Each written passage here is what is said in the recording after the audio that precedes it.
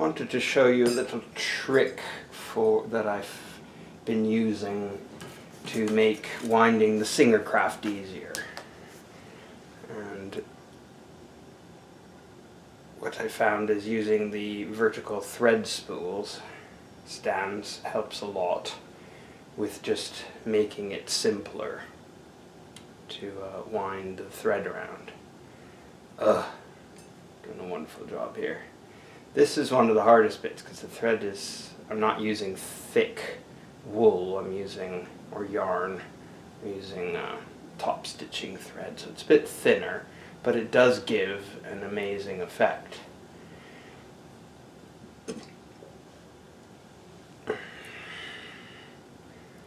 So what I've found is it makes it a lot easier if you wind it from this side here. It doesn't catch as often. Otherwise sometimes it catches on these sharp ends here. So I find this works quite well just to allow it to wind, and then you just keep on going. Oops.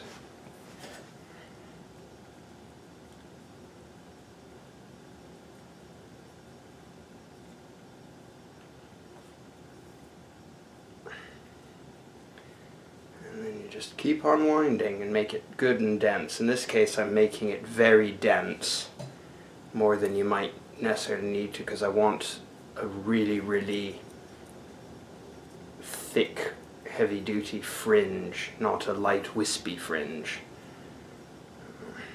So you have to keep going a long way, but it's relatively easy. I'm going to move this over slightly because it keeps catching and it shouldn't do. Oops.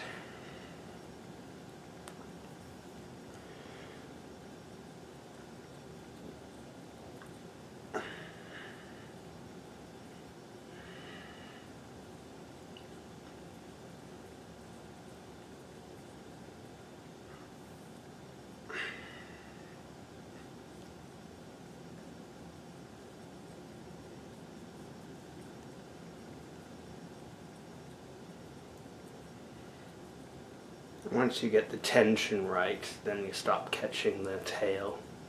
You've got to get your hands up high, and then you start getting a very, very thick fringe like that.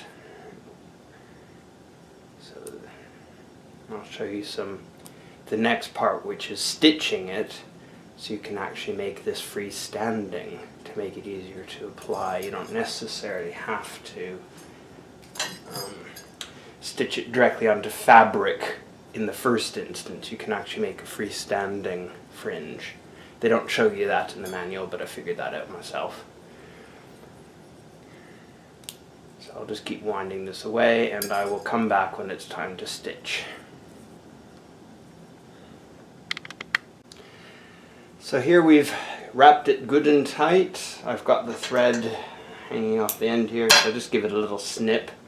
And what I found quite useful is just either shove it through one of the holes to keep it from unraveling, it doesn't matter which, like that, just to hold it tight. And now we shall head over to the sewing machine. So this is where it gets exciting. So what's important is, it doesn't necessarily matter which order you do it in, but what's important is you have to do both a very, very tight straight stitch, so very tight, something like 25 to 30 stitches per inch on a straight, and then a very narrow zigzag, or multi-point zigzag. Similar sort of 25 stitches per inch. But you put those two together and it will actually hold the stitching very well. And what's important is just to be aware of where the hole is that you're sewing through in relation to the needle, because you don't want to break the needle. You have to help it a bit when it first starts. It's quite a tight squeeze. Once it gets going, it's okay. I'm in no hurry to do this, but you can do a bit quicker if you're careful. So I'm using the lines on the foot to, just this inner bit here, to tell me that's where the edge of the SingerCraft guide should be, and then it won't hit. And I just make sure that as I'm sewing, what will become the fringe, so the wrapped cording, is actually tight and doesn't shift, because it can be inclined to shift with the feed dogs or as you're pushing it along. So it bunches up. But what you want to do is make sure it's fed evenly. Like, oops.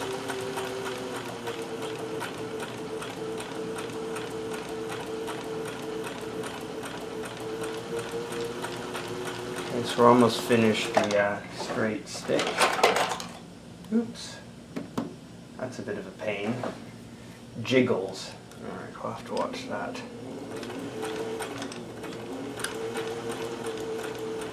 Okay, so we're finished. A little bit of reversing to secure the stitches. Perfect. There we go. I think I'll have to take the close-up camera and get it off the table because it's shaking a bit, which isn't very pleasant. Okay, so now we're on to the multi-point zigzag. So I found using about a 2, putting this on B and Q, and then similar sort of thing. We want a little bit of reverse to secure it. Make sure it doesn't hit anything.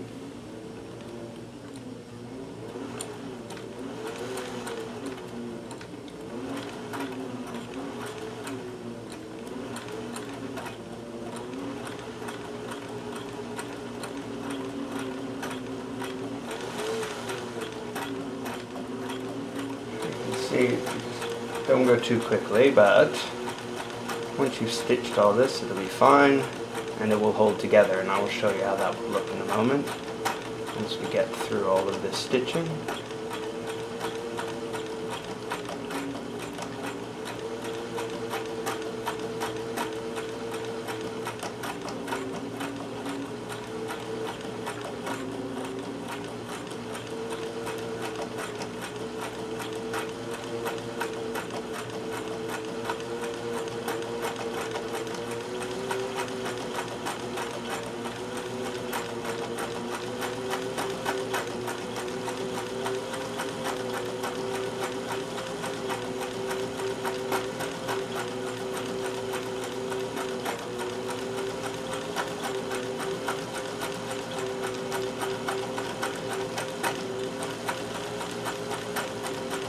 I've got a size 9 needle in here with very fine thread, and the purpose behind that is to make sure it really can stitch in between all of those threads and hold everything in very securely. A bigger needle will push a lot of stuff out of the way, where this will chop through it and hold it a little more securely, which is really important. It's coming to the end now.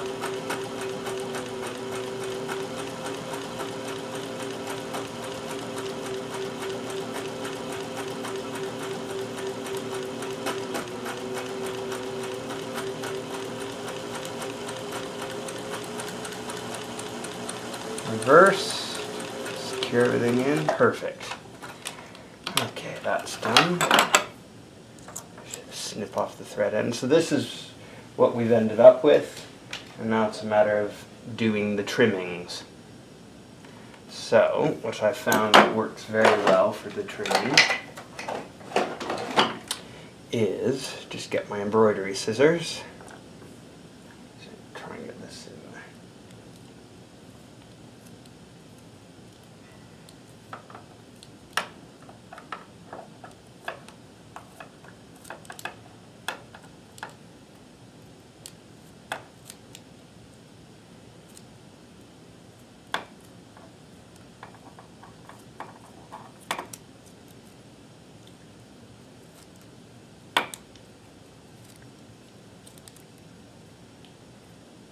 This is a very, very thick fringe. Most times, most projects you don't need it, but I wanted really luxurious fringing, which I don't normally like, but I think for this table runner that I'm working on, having this super rich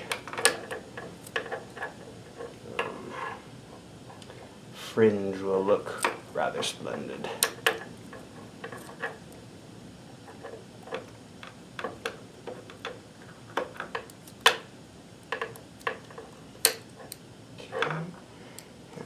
All the way across, so now comes the fun bit. Oops. So you just push it off the end. And that's really all there is to it. And you have one perfectly rich bit of fringe which can now be stitched onto a project. So you can see the fringe looks like that, and up close it looks like that. So once you finish the fringe, it looks like this, and then you can join them all together. But what I thought I would have a bit of fun is to make a pattern with them. Now I could have wound it, I suppose, or tried to wind it so you get that effect. However, what I realized is I'll just try it, and that's what I came up with. So it is possible to do it. The only problem I've got is in attaching it, it's stretched it or something, so it's made it sort of buckle a bit. But it's not bad for a first approach. Thought it'd be fun. So this is used sort of three techniques. I've got my sashiko here. I just did one way rather than crossing it is all I could have, but I just thought it looked okay.